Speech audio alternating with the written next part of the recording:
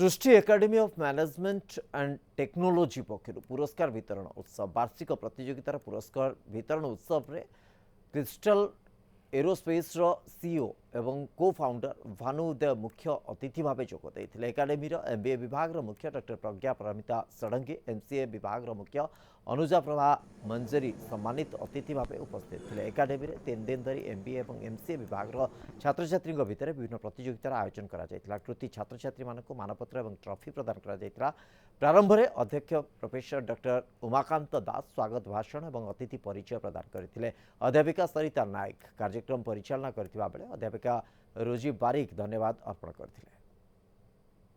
So it's a really good environment over here. All the students have participated and it's a very good talent, and the talent should be capitalized by the academy, and I wish all the best for them and keep on doing hard works, and I hope that they should be showcase their best talent for the industries, and the industry will definitely recognize their talent.